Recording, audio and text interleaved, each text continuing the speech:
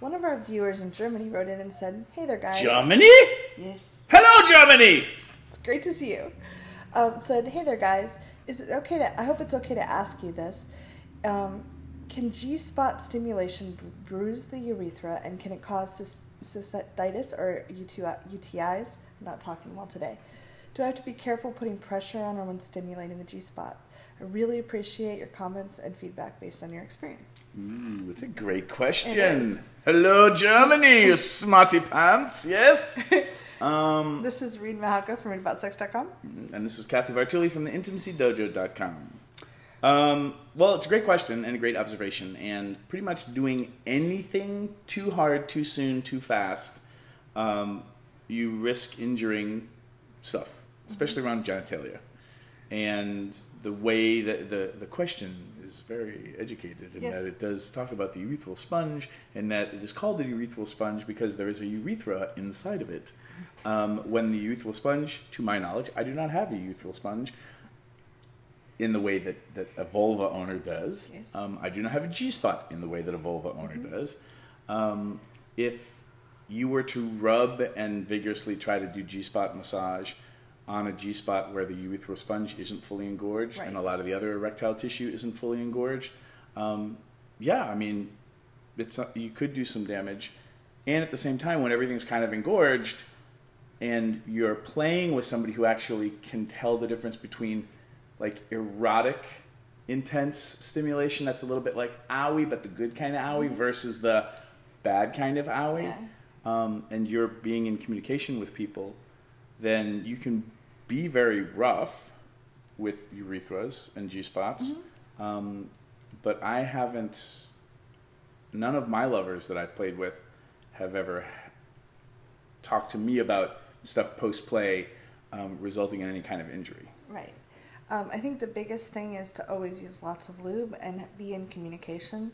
I've had really vigorous play, and I've sometimes been a little sore the next day, but not in a bad way, not like there's anything wrong. But yeah, it's possible to be a little sore, and if your partner may not be in the best physical shape or may have an illness, it'd be good to be a little more gentle or check in more frequently as you work into something like that. Other things that are really useful: washing your hands, as far as like using gloves. Using gloves that are clean, using gloves and lube, especially lube that's meant for playing with bodies, not a lube that you concocted out of honey and a Pam spray or something like that. Yeah, sugar is bad down there. Yeah, I mean when you're introducing things into the ecosystem of the vagina and the urinary tract, the urethra, that's where things become dicey, because if you didn't introduce those things would be better for the ecosystem in general. Somebody who's, again, I'm not a urologist, nor am I a doctor, or do I play one on television. These are just things as a geek that I learned from talking to doctors and urologists and people who play them on television. Yes. Interesting.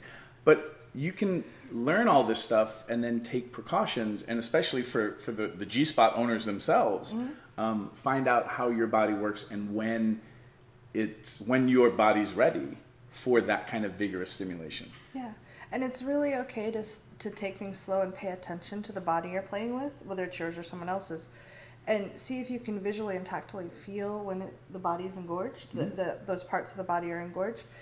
A lot of times when we're nervous about something, we kind of like are going on autopilot, and we're not looking for the signs of, oh, everything's nice and puffy, and there's lots of hip motion, and like there's a lot of things that you can give you signs that the body is ready for more stimulation. Them saying more and more definitely helps too. Yeah, and of course things like gloves and just trimming your nails and making sure that you're using toys and playing with your hands in ways that aren't scratching things on the inside, that helps a lot. Not a lot of forceful stimulation right on the opening of the urethra and the urethral sponge. So some gentle stimulation and even firm pressure can be fine, but you're not like you're not trying to get the edge of a sticker off of what it's stuck on. Like, yeah, exactly. But people, if you haven't been communicating with each other or really kind of practicing or listening to videos and instructional videos and things like that, like with my online course Sex 10X, It's a great program. Yeah, and you can get that stuff at readaboutsex.com/store. Like learning these things and actually having somebody teach you is a lot more powerful than trying to watch a video, maybe a homemade video or maybe a porn video where you can't really tell what they're doing because of the camera angle. It might look like they're doing this, but really what they're doing is they're using the pad of their finger to rub and push. They're not using their nail. Yeah. And those little adjustments make huge differences in the long run when you're playing with people's bodies. You can have a really fun date night if you like to, if your partner's in agreement, where you just spend some time saying, get after some foreplay, go down there and start saying, do you like this now? How about this now? Mm-hmm. And try just playing. More pressure, less pressure, more speed, less speed, like faster, slower, all that stuff. Yeah, and then as they get more excited, you can try a little more vigorous stuff if that feels good. But that can be a really hot date night where you get to learn, and they might be really discovering things they like that they didn't know. So it could be a gift to both of you. Where you get to play doctor, yeah? Thank you, Germany, for your... That was from Germany, right? Yes. Thank you, Germany, for your video question. Please leave comments below. What do you think, and what do you think of Reid's accent? Yeah, good.